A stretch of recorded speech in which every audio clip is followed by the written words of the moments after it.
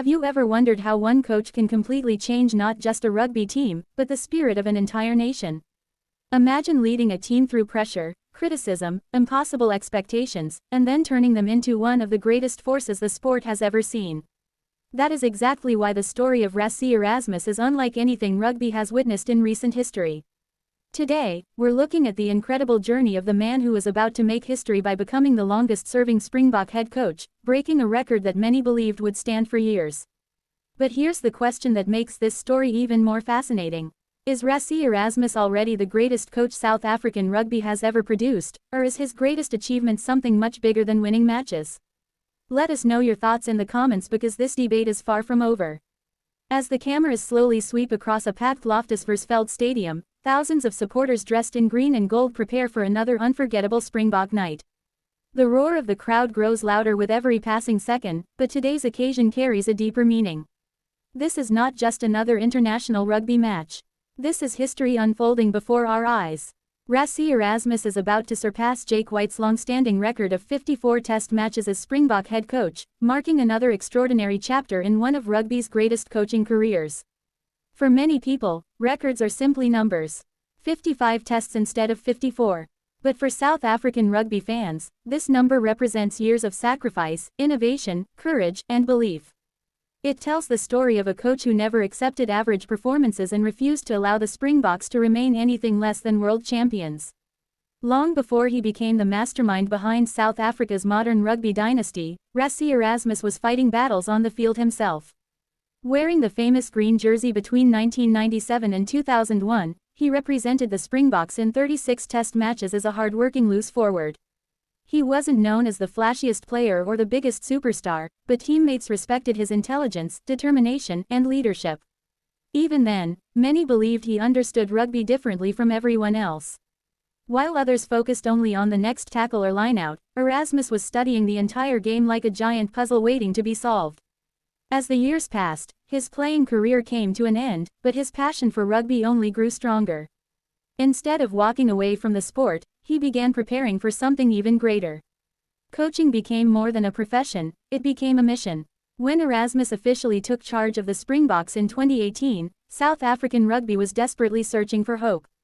The team had experienced disappointing seasons, confidence was low, and supporters questioned whether the Springboks could ever dominate world rugby again. Critics wondered if one coach could really change everything. They would soon discover the answer. Almost immediately, Erasmus introduced a completely different mindset. Every training session carried purpose. Every selection had meaning. Every player understood that wearing the Springbok jersey was a privilege that demanded total commitment. Slowly but surely, belief returned. What made Erasmus unique wasn't only his tactical brilliance. It was his understanding of people.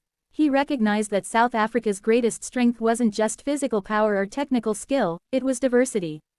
Players from different backgrounds, cultures, languages, and communities could become unstoppable if they trusted one another completely. South African Rugby Union President Mark Alexander later praised Erasmus for exactly that reason. He explained that from his very first day, Erasmus understood his mission perfectly. His goal wasn't simply to win rugby matches. He wanted rugby to unite an entire country. He believed the Springboks could inspire millions of South Africans regardless of race, language, age, or background. That vision changed everything. Soon, every Springbok victory felt larger than sport itself. Families celebrated together. Communities gathered around televisions. Young children dreamed of wearing the green jersey. Rugby became a symbol of national pride once again. Of course, none of this happened without enormous pressure. Every coach faces criticism, but coaching South Africa means carrying the expectations of an entire nation. Every defeat is analyzed endlessly. Every decision becomes a headline. Yet Erasmus remained calm, constantly adapting and finding new ways to improve his team. His attention to detail became legendary. Opponents struggled to predict his tactics because Erasmus always seemed one step ahead. Whether introducing innovative strategies, building squad depth, or maximizing every player's strengths, he constantly pushed rugby forward. Between 2020 and 2023, Erasmus officially served as South Africa's director of rugby. Even though Jacques Nienaber became head coach during this period, everyone knew Erasmus remained deeply involved behind the scenes. Together, they formed one of rugby's greatest coaching partnerships. Every match plan, every preparation session, every tactical adjustment reflected their shared vision. Their teamwork proved incredibly successful. The Springboks continued collecting victories while maintaining one of the toughest defensive systems in international rugby. Players trusted the coaching staff completely because every decision was backed by careful planning and endless preparation. Now imagine the atmosphere as South Africa prepares for another huge challenge against Scotland. For Erasmus, this match represents his 94th Springbok game involved in the coaching setup since returning in 2018. Very few people in rugby history have influenced a national team so consistently over such a long period. At this point, we'd love to hear from you. Which achievement impresses you the most about Rassie Erasmus? Is it his incredible winning percentage, his leadership, his tactical innovations, or the way he united South Africa through rugby? Share your opinion below, and if you're enjoying this story, don't forget to like the video and subscribe because we have many more incredible rugby stories coming soon. One statistic perfectly explains Erasmus' remarkable success. During his 54 matches as Springbok head coach, South Africa achieved a stunning win percentage of nearly 76%. To understand how extraordinary that number really is, consider this.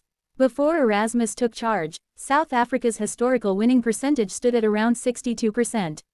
Improving an already successful rugby nation by more than 13% is almost unheard of at international level. Even more impressive is what happened after Erasmus returned as head coach in recent seasons. Including the latest victory over England in Johannesburg, the Springboks have won almost 86% of their matches, suffering only 4 defeats in 28 games. Those numbers place South Africa among the most dominant rugby teams anywhere in the world. But perhaps statistics still fail to capture his true impact. Mark Alexander summed it up perfectly when he said there were simply no superlatives left to describe Erasmus' influence. He transformed not only the results but also the country's relationship with rugby itself. Stadiums became places where South Africans from every walk of life celebrated together. Victories created moments of unity that extended far beyond sport. That extraordinary contribution earned Erasmus one of South Africa's highest civilian honors, the prestigious Order of Ikhamanga in gold. This award recognizes exceptional achievements in sport and stands as proof that his influence reaches far beyond the rugby field. Yet despite all these honors, records, and trophies, Erasmus continues working with the same passion that first inspired him decades ago. Every training session matters. Every player matters. Every supporter matters. As the sun begins setting over Loftusversfeld and the Springboks prepare for another battle, one truth becomes impossible to ignore. Records will eventually be broken again. Winning percentages may rise or fall. Future coaches will create their own legacies. But what Rassie Erasmus has built cannot easily be measured by numbers alone. He restored belief when hope was fading. He inspired a generation of players. He reminded millions why rugby matters in South Africa. Most importantly, he proved that sport has the incredible power to unite people during both triumph and adversity. Whether you believe he is already the greatest Springbok coach ever or think his story is still being written, one thing is certain. His name will forever be remembered whenever rugby fans discuss leadership, innovation, resilience, and national pride. Every whistle, every tackle, every unforgettable victory has become another piece of a legacy that extends far beyond the scoreboard. As the final whistle approaches in this historic chapter, one question remains. How much more history can Rassie Erasmus still create? Could even greater achievements be waiting just around the corner? Only time will answer that question. But today, the rugby world stands together to celebrate a coach whose influence has changed not only a team, but an entire nation. And perhaps that is the greatest victory of all.